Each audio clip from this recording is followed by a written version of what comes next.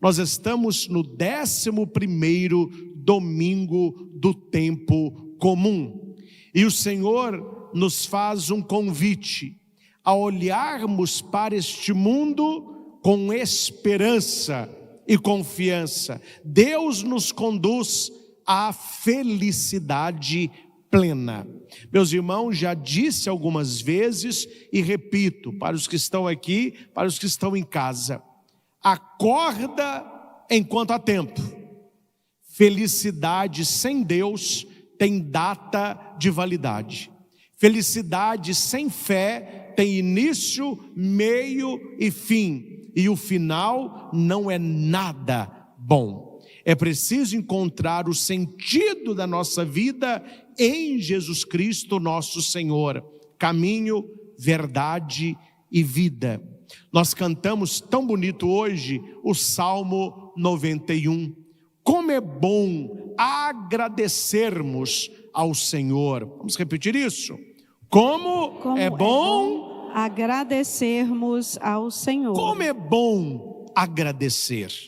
Como é bom agradecer. Repita. Como é bom agradecer. Você é uma pessoa agradecida?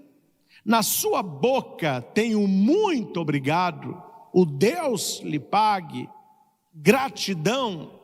Como é bom agradecer. Como é ruim reclamar.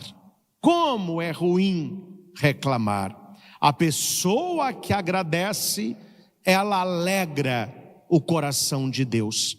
A pessoa que reclama, além dela não alegrar o coração de Deus, ela atrai coisas ruins para a sua vida.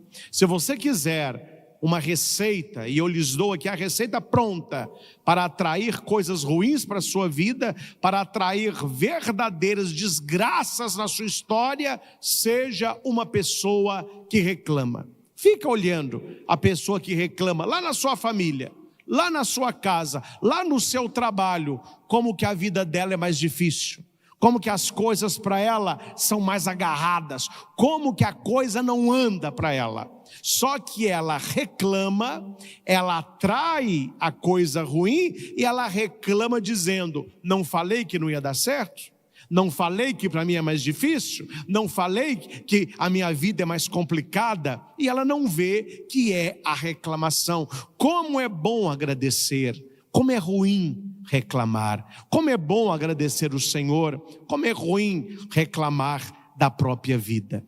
Jesus, ele como um sábio, como um rabino, ele gosta muito de enigma. Não sei se você, no seu tempo de escola, tinha isso. Quando eu estudei na escola estadual de Itaúna, da minha 5ª série até o 3º contabilidade. Na época era científico, 2º grau, né?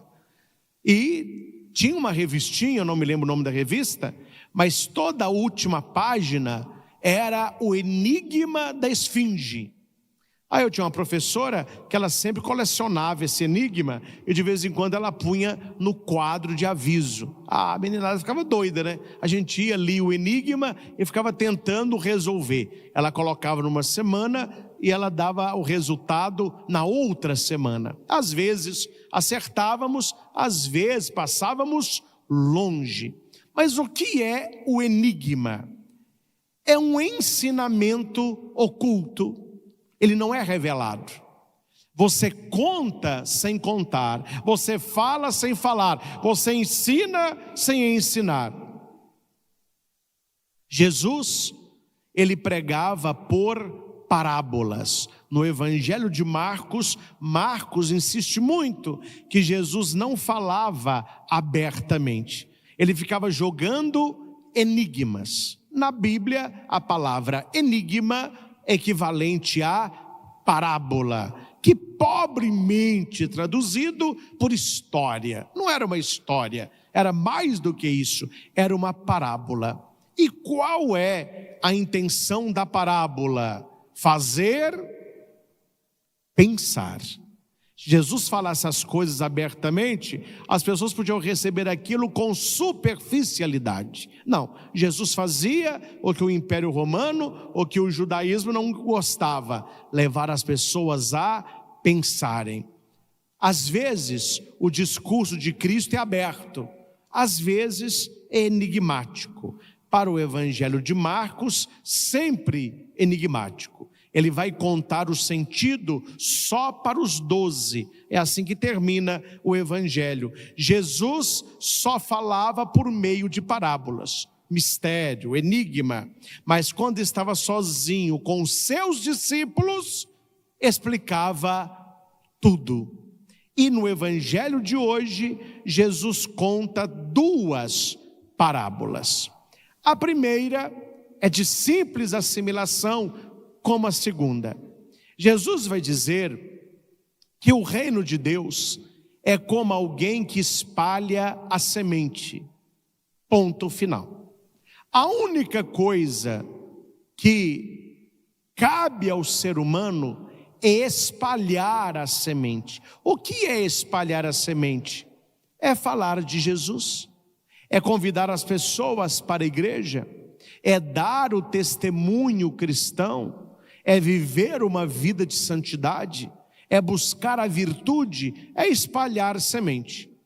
Aqui não se fala sobre o cuidado com o terreno, tirar as ervas daninhas, tirar os espinhos, tirar pedras, colocar adubo, virar a terra. Não se fala nada disso.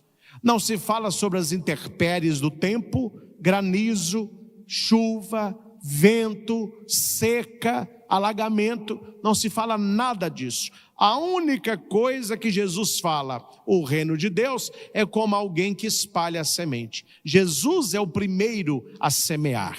Ele semeia pela palavra. Ele vai dormir. Quem vai dormir? Quem espalhou a semente. Ele dorme e acorda, noite e dia, e a semente vai germinando, a semente vai crescendo, mas ele não sabe como isso acontece. A terra por si mesma produz fruto. É o mistério de Deus. O que Jesus está ensinando para nós? Que por mais que o mundo pareça estar perdido, por mais que você veja as coisas cada dia piores, nós como cristãos, como católicos, como seguidores de Jesus, podemos dizer assim: nós não estamos vendo, mas a semente está germinando, o reino de Deus está crescendo. Só que Deus, ele tem uma qualidade que o mundo não gosta mais. Deus, ele é muito silencioso, ele é misterioso, ele é oculto. E nós vivemos uma época de muito barulho, Ontem mesmo, estava à tarde fazendo visita a uma senhora enferma, ali perto da praça do Santuário, Santo Antônio. A hora que eu saía da casa dela, passou uma moto, mas no grau. Aí o neto dela falou, eu falei: nossa, mas que altura! Ele falou: sabe o que é isso? Eles tiram a abafadora, eles compram a moto e eles tiram para fazer ainda mais barulho. Ou seja, quanto mais barulho, mais legal. O negócio tem aqui escrachar. É um mundo que nós estamos. Quantas vezes você ouve, isso eu não entendo, né? Eu posso ser bobo, eu sou, mas eu não entendo certas coisas não. Pessoal aqui de Divinópolis, estou falando que eu moro aqui, eu vejo de vez em quando o pessoal no centro, com as caminhonetes grandes, deve ser para chamar atenção para caminhonete, né? Ou um carro melhor, um som estridente, mas alto, mas quase que balança a janela da sua casa. E você nota, meu filho, o pessoal que faz isso, eles não querem escutar música alta. Porque quem quer escutar música alta, coloque o foninho e põe no talo. Se a pessoa ficar surda, é problema dela. Não. Ela não quer escutar, ela quer que você escute, ou que você veja que ela está escutando, ou que você olhe que ela está passando. Mundo barulhento, moto, som. Não sei na sua família como é, mas na família de muita gente só funciona no grito, no berro. É o pai gritando de um lado, é a mãe gritando do outro, é os filhos gritando do outro. Então a gente acostuma com o mundo muito barulhento, tudo é muito barulhento, tudo é muito alto. E Deus, Ele vai no silêncio. Ele vai no silêncio. Tem uma história que um abade levou um monge para uma floresta e falou com ele assim: o que você está ouvindo? Ele falou assim: estou ouvindo um passarinho cantando, estou ouvindo um lobo uivando. Não, isso aí todo mundo ouve, mas preste mais atenção. Estou ouvindo a brisa nas folhas, o vento na grama. Não, eu quero mais. Estou ouvindo ao longe uma cachoeira e o som de águas. Mais. Depois de muito tempo em silêncio, ele disse: estou ouvindo a floresta que cresce em silêncio. Aí o monge disse: agora você está preparado, você está ouvindo o que somente aqueles que calam por dentro escutam. E o pior barulho, meus irmãos, e vocês hão de convir com o padre, o pior barulho não é o que entra pelo ouvido, é o que está dentro de nós. É o barulho dentro de nós, é a inquietude dentro de nós, é a tempestade dentro de nós, é a tristeza, o pensamento que não para, mente acelerada, ansiedade, preocupação, medo. Então a gente não vê as coisas de Deus assim. Deus, Jesus está falando, o reino de Deus é como a semente, ela vai germinando. Você olha para a terra, você não está vendo nada, mas lá embaixo tem vida, tem raiz, está germinando, está crescendo. Primeiro aparecem as folhas, depois vem a espiga e por fim os grãos. Quando as espigas estão maduras, o homem mete logo a foice, porque o tempo da colheita chegou. Olhe como que a parábola de Jesus é inteligentíssima. O que cabe ao homem? Semear e colher.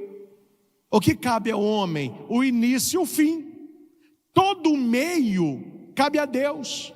Todo o processo cabe a Deus.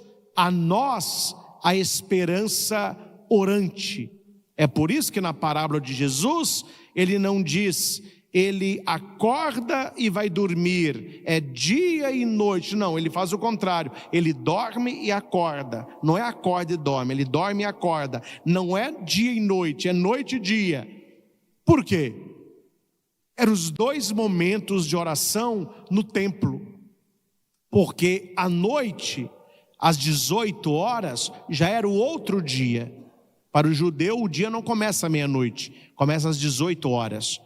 Mas já é o outro dia sem luz, porque ele vai ficar 12 horas no escuro, das 18 horas às 6 da manhã. Aí começa o novo dia que já começou às 18. Por isso, noite e dia. Por isso, dorme e acorda. São os dois momentos de oração crucial na vida do judeu. Hora que o dia está indo e hora que o dia está chegando. E a oração é sobre o quê? Agradecer. Como é bom agradecermos ao Senhor. Hora que o dia está indo embora, ele agradece o dia que viveu. Quando o sol está nascendo, ele agradece o dia que vai viver. Então este é o ciclo. E para aquele que ora, para aquele que agradece e para aquele que acredita, você não sabe, mas Deus está germinando coisas novas na sua vida. Quando eu era estudante de teologia em BH, algumas vezes nós fomos ao Palácio das Artes, ver lá alguns espetáculos, tudo muito bonito, né? O que eu mais gostei foi a ópera Aida, do Egito, né? É longa, lindíssima. E tem cavalo, tem aquelas colunas enormes do Egito, tinha Anubis, aquela coisa toda. O que a gente não sabia, e hoje eu sei porque eu assisti, de vez em quando vinha um tenor, uma soprano cantar.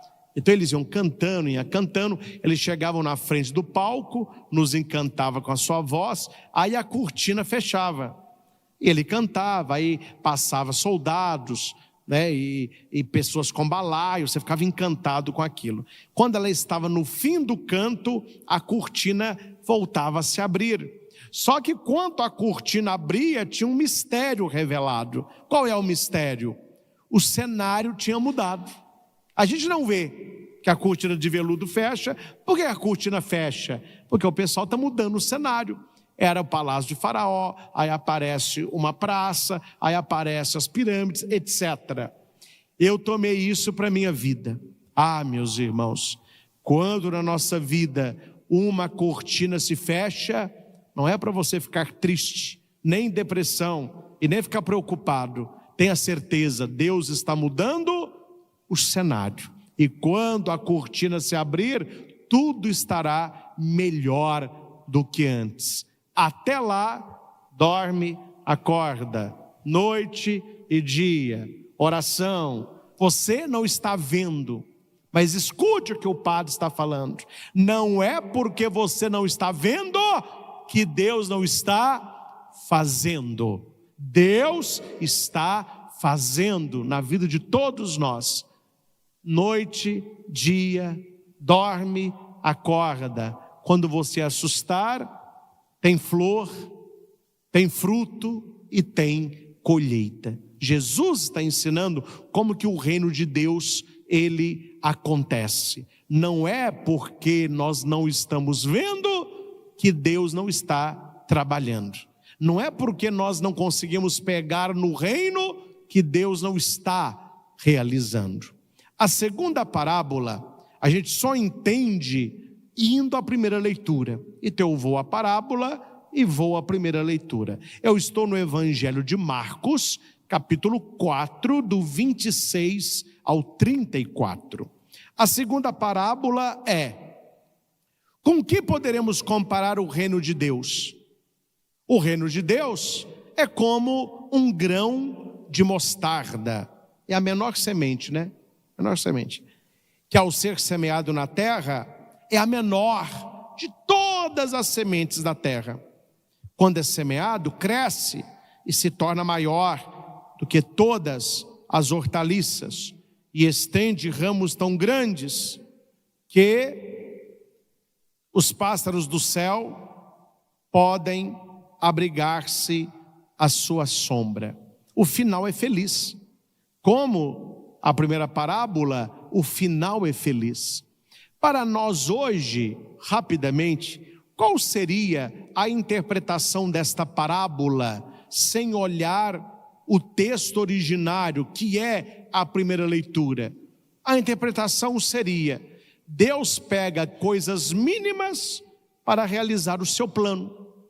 Deus precisa da nossa fé do tamanhozinho de um grão de mostarda, para que daí ela cresça. O sentido está certo e a interpretação não está errada.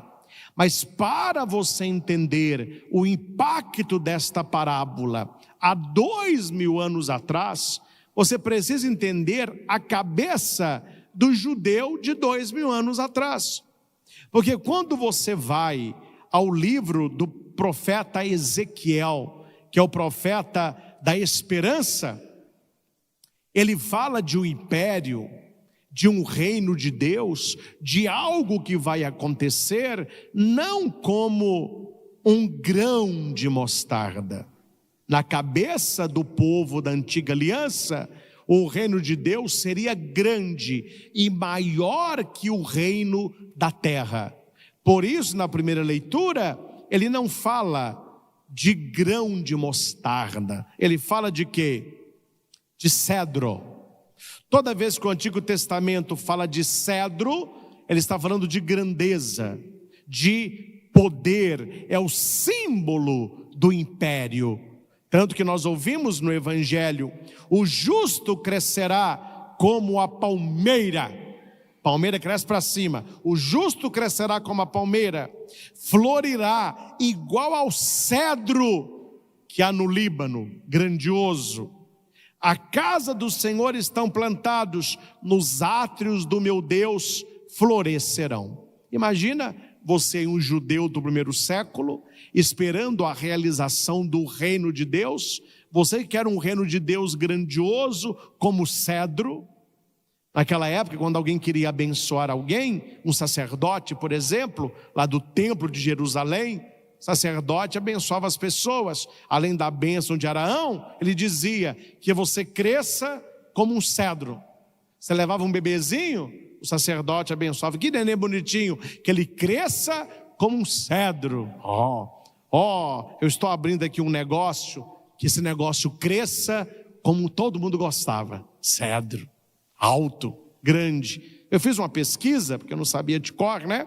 Mas eu li aqui, que o cedro, ele chega entre 30 e 40 metros de altura. Imagina o tamanho de uma árvore de 40 metros de altura. Cresça como... Aí vem Jesus. O reino de Deus eu sei, como cedro. Não. É como um grão de mostarda.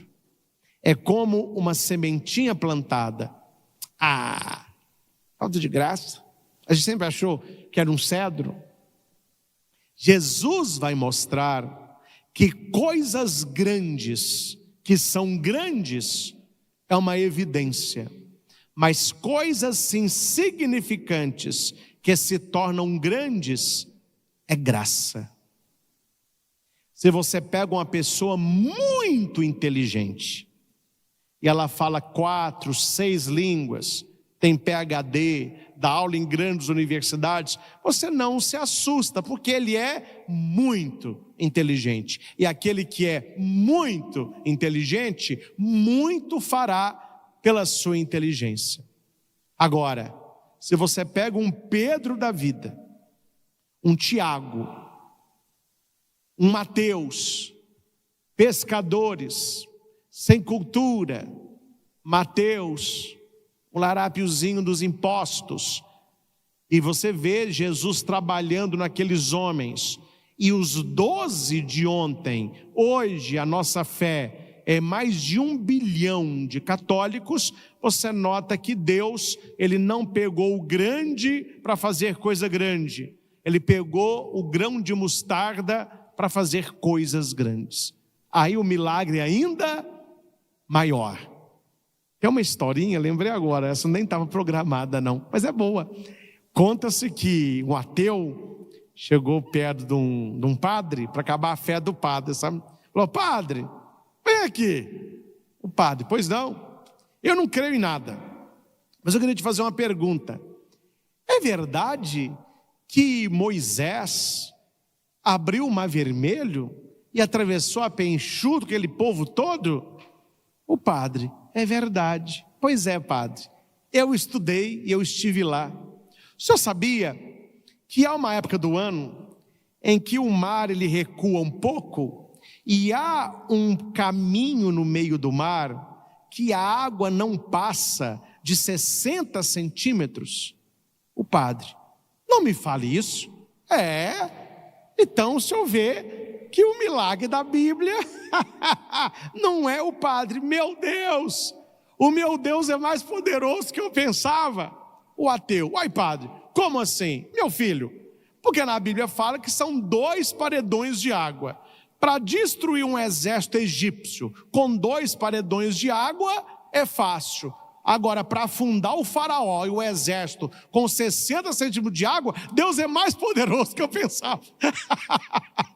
Então veja, para a pessoa que crê, ela enxerga o milagre até para aquele que não crê. Então Deus trabalha no pouco, no pequeno, e os milagres são grandiosos. Aqui, meus irmãos, nós temos a mostarda, ela chega a 1,5 metros. Um pé bem grande de mostarda chega a 3 metros. E olhe lá, 3 é muito. O cedro chega a 40 de altura. Jesus não compara o reino de Deus com o cedro, mas com mostarda. E nós temos no capítulo 31, anote aí, Ezequiel 31, 1-9, depois você leia, falando a respeito do cedro, que até no jardim do Éden, no paraíso, as outras árvores tiveram inveja do cedro. Aqui nós precisamos ir a Santo Agostinho. Ele vai dizer que se o reino de Deus é a semente de mostarda, quem seria o cedro? Seria o próprio Cristo. Ele que é grande e se fez pequeno. Ele que é Deus, cedro, mas se fez um de nós, um grãozinho de mostarda. Eu fico vendo, gente, a gente não pode falar demais não, a gente cria inimizade, né? Eu fico vendo um pessoal com o nariz em pé e falando assim, essa frase eu acho muito feia. Você sabe quem sou eu? Você sabe com quem você está falando? Tinha até um cara assim, prepotente, né? Chegou no guichê de uma companhia aérea, fez falta de educação com a moça, e a moça foi treinada para isso, ela ficou só olhando para ele. Ele foi e falou com ela assim, você sabe quem eu sou? Ela falou assim, como é? Você sabe quem eu sou? Um minutinho só. Ela foi e ligou o microfone do aeroporto. Senhores passageiros, eu estou aqui no guichê 4 da Companhia Azul Interlines. Está na minha frente um senhor que não sabe quem ele é. Se houver nesse aeroporto alguém que o conheça, favor, comunique. Você está brincando comigo? Não, o senhor perguntou quem eu vou. Eu não tenho a mínima ideia. Se o senhor não sabe, eu que vou saber. Gente, tirou na elegância, né? Então Jesus, ele sabia quem ele era. E as pessoas precisam entender quem elas são. Há um vídeo muito bom na internet para você passar para quem se acha. Vá na internet e pesquise assim, o tamanho da Terra no sistema solar e no universo. Aí aparece uma casa, aparece do alto a cidade, o estado, o mundo, o sol, aí vai aparecendo assim, ó, meu filho, não somos nós que somos um grão de mostarda, o planeta Terra é um grão de mostarda, dependendo do tamanho do universo, e a pessoa se acha, ela se acha muito importante, ela se acha o centro do universo. Jesus, que era o grande cedro, ele se fez pequeno, e se fez um igual a nós, nós vimos na nossa Eucarística, igual a nós em tudo, menos no pecado. Em Ezequiel 31, 1-9, eu faço questão de ler porque é um poema, é maravilhoso, não está no folheto, mas preste atenção. Ezequiel 31, 1-9. E sucedeu no 13º mês, ao primeiro do mês, que veio a mim a palavra do Senhor dizendo: Filho do homem, dize ao faraó, rei do Egito, e à sua multidão, a quem é semelhante a tua grandeza? Olha que bonito. Eis que a Síria era um cedro do Líbano, grande, de ramos formosos, sombrosa ramagem, de alta estatura, e a sua copa estava entre os ramos espessos. As águias o fizeram crescer e habitaram nela. As águas o irrigaram. O abismo, olha aqui, o abismo o exaltou. O abismo tinha inveja do cedro. As suas correntes corriam em torno da sua plantação, e ele envia os regatos a todas as árvores do campo. Por isso, se elevou a sua estatura sobre todas as árvores do campo, e se multiplicaram os seus ramos, e se alongaram as suas varas, por causa das muitas águas quando brotava. Todas as aves do céu se aninhavam em seus ramos. Entendeu onde Jesus tirou? Foi daqui. ele vai dizer que a semente mostarda, quando cresce, ela vai acolher também as árvores, as aves. Então não interessa se é cedro ou se é mostarda, a finalidade é cumprida, que é acolher as aves, que somos nós, né? Fariam ali os seus ramos. Todos os animais do campo geravam debaixo de seus ramos. Todas as grandes nações habitavam a sua sombra. Olha o tamanho dessa árvore, hein? Assim era formoso a sua grandeza, na extensão de ramos, porque a sua raiz estava junto às águas. Lembram do Salmo número 1? De Davi? Davi conhecia esse texto. Feliz o homem que teme o Senhor. É como uma árvore plantada junto às águas correntes. Ela não murcha, dá fruto no tempo devido. Os cedros no jardim de Deus não o podiam obscurecer. As vaias não igualavam os seus ramos, e os castanheiros não eram como os seus renovos. Nenhuma árvore do jardim de Deus se assemelhou a ele em formosura. Formoso fiz com a multidão dos ramos, e todas as árvores do Éden que estavam no jardim de Deus tiveram inveja dele. Olha que coisa, hein? Todos olhavam para o cedro e tinham inveja dele. Jesus, que era o cedro, se fez pequeno. E nós que somos pequenos, nos achamos um cedro, né? Nós que somos a sementinha de mostarda, nos achamos um cedro. O reino de Deus não se parece com aquilo que nós esperamos. Quando você fala de rei, olhe como são os reinos da terra. Eu estava vendo ontem no Instagram, eu não sei assim acompanhar o que é, mas alguma coisa aconteceu na família real britânica, que ontem eles viraram notícia de novo. Aí estava lá na sacada, o rei, etc. Aí você vê assim, uma suntuosidade extrema, muitos cavalos, muitos soldados, muito veludo, muita pompa. Esses são os reinos. Quando Jesus fala para Pilatos, eu sou o rei, Pilatos, sabe aquela olhada? A gente não deve dar essa olhada, e recebê-la é pior. Não devemos olhar assim, mas se alguém nos olha assim é pior. Você já ouviu a pessoa quando você fala alguma coisa e a pessoa olha para você assim, ó? Como que chama esse olhar? Ele me olhou? De alto a baixo, né? Igual alguém me contou que entrou numa loja muito elegante, num shopping muito elegante, na capital mineira, e a pessoa mas ela não é muito elegante. Então quando ela entrou, ela começou a olhar as coisas assim, aí veio a moça que trabalha na loja, toda maquiada, né, de salto alto, tudo arrumadinho, né? Ela chegou e falou assim, boa tarde senhora, errou a loja? Ela falou assim, não, eu estou vendo, talvez eu compre algo. Ela falou que a atendente fez para ela assim, ó. Você olhou de cima a baixo, falou, quem é você para comprar? Ela falou que não comprou de pirraça. Ela me olhou de alto a baixo, eu não comprei. É como se você olhasse para Deus e perguntasse assim, como que Deus me olha? Como que o mundo nos olha? Como que Pilatos olhou para Jesus quando disse, eu sou rei? É assim que Pilatos fez, ó. Estou vendo o seu reinado. Estou vendo o seu reinado. É porque o mundo nos olha de alto a baixo.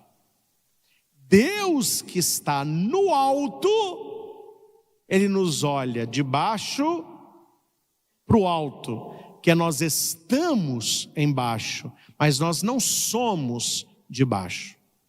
Esse é o segredo. Nós estamos passando por uma experiência aqui embaixo, mas o meu local não é aqui embaixo. Eu não nasci para ficar aqui embaixo a vida toda. Tanto que a gente nasce, tem a vida e um dia nós vamos para o alto. corações ao alto, buscai as coisas do alto. Aí sim nós seremos altos como os cedros do Líbano, pela santidade de vida. Que para alcançar as coisas altas, eu preciso ter altura e estatura de Cristo. O reino de Deus não se parece com os reinos da terra. Ele é um mistério. Só que ele tem um poder que o mundo também não conhece. Qual é o poder? O Espírito Santo. É o Espírito Santo que nos faz altos, que nos faz cedros, que nos faz buscar as coisas do alto. Olha como que com Deus, meus irmãos, a coisa é diferente. Você de casa, está me acompanhando? Está acompanhando o raciocínio? Com Deus funciona assim. Eu sou fraco. Aí Deus vai dizer, então você é forte. Não, eu não preciso de Cristo não. Eu sou forte. Aí Deus diz, nunca esteve tão fraco. É o contrário. É por isso que na segunda leitura está escrito assim.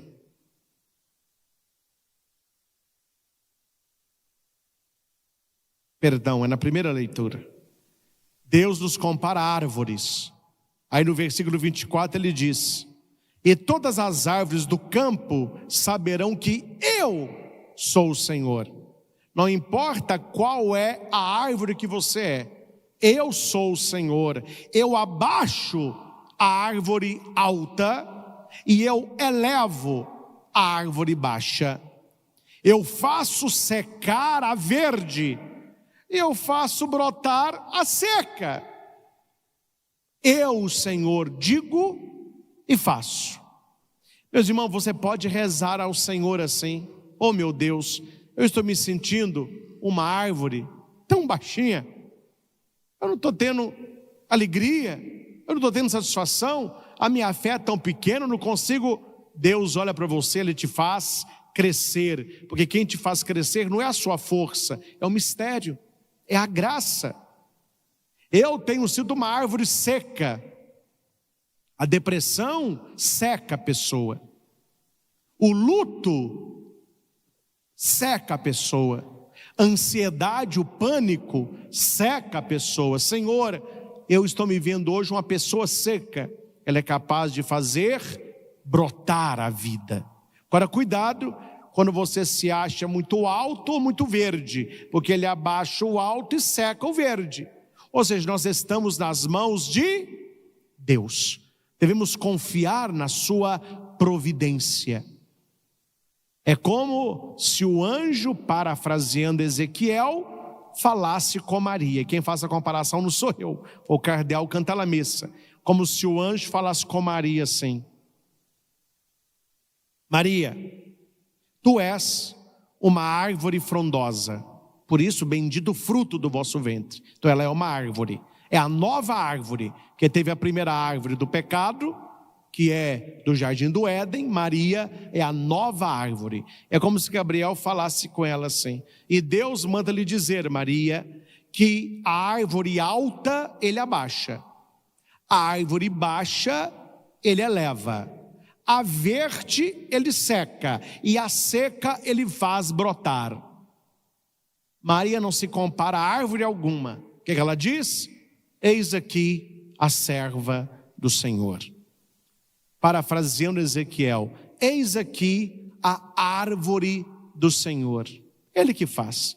Ele pode me fazer diminuir, Ele pode me fazer crescer, Ele pode me fazer secar, Ele pode me fazer florir. Eu não tenho vontade não, faça a tua vontade. Bonito isso. Isso eu nunca tinha comparado este texto com Maria. Tinha que ser Cantalamessa, né? Aí ele faz assim, ele fala um floreado sobre que quando nós colocamos na presença de Deus, se coloque como você é e Deus fará o que você precisa. Talvez Ele não fará o que você deseja, mas Ele fará o que você precisa, porque Deus é quem faz. Não somos nós que fazemos, Deus é quem faz. A igreja, se você olha para a igreja hoje, ela não se parece um cedro do Líbano. ela se parece com a mostarda. Se fosse cedro, ela seria apenas nobre, mas aí nós não estaríamos nela, porque nós somos pecadores. Então o que significa uma igreja mostarda? Uma igreja que tem santos, mas que tem pecadores. Aí você precisa, para onde você vai olhar? Você olhará de cima abaixo, ao olho, de cima abaixo, ou você olhará de baixo para cima? Eu vou te dar exemplos, rapidinho. Aquele que olha a igreja de cima a baixo, ele diz: eu não vou à igreja, está cheio de gente lá invejosa, cheio de fofoqueiro, gente que vive uma semana de qualquer jeito e vai à missa no domingo. Eu não vejo vantagem neste povo. O padre mesmo está no altar, não faz a metade do que ele prega. Eu vou rezar em casa mesmo. É que ele está olhando de cima para baixo. Mas quando você olha a igreja de baixo para cima, você começa a encontrar com São Tomás de Aquino, com São Francisco de Assis, Santa Teresinha de Lisieux, Santa Teresa d'Ávila, São João Bosco, São João Paulo II. É a mesma igreja. Há um movimento de desce e há um movimento que sobe. Há um movimento de pecado, mas há um movimento de santidade. Para onde que eu tenho olhado? As catedrais medievais são uma pregação viva. Quem já foi à Europa, qualquer catedral medieval é uma pregação viva. Você vai numa igreja durante o dia, você chega por fora assim, elas são pesadas. Elas não são pintadas, não é? Naquela época não usava pintura como hoje. Elas são de pedra, ou de um cimento bem calcado, então elas são escuras. Agora que elas estão reformando a Notre Dame, né? Mas ela era uma escura, pesada. A Duomo, lá de Milão, uma igreja pesada, né? Várias catedrais de Roma, escuras, pesadas. Você olha a igreja por fora, você fala: nossa, bem que Jesus falou, que pé de mostarda, hein? Misericórdia. Aí você entra na igreja, tudo claro, vitrais, as luzes dançam dentro das catedrais, pássaros ali habitam, tudo muito limpo, tudo muito bonito, tudo muito claro. Qual é a lição que nós tiramos das catedrais medievais? A beleza da igreja só vê quem a vê por dentro. Se você olha para a igreja por fora, ela é um pé de mostarda. Mas quando você faz parte da igreja, você vai dizer: mas esse pé de mostarda sempre foi um cedro do Líbano. Que eu não posso olhar para um João Paulo II, para um Tomás de Aquino, e dizer que ali a graça de Deus não abundou e superabundou. É isso, meus irmãos, que nós somos chamados neste domingo, não somente a olharmos, mas a praticarmos com a nossa vida. Se você tem algo na sua vida, por menor que seja, Deus vai trabalhar nesse grãozinho de mostarda.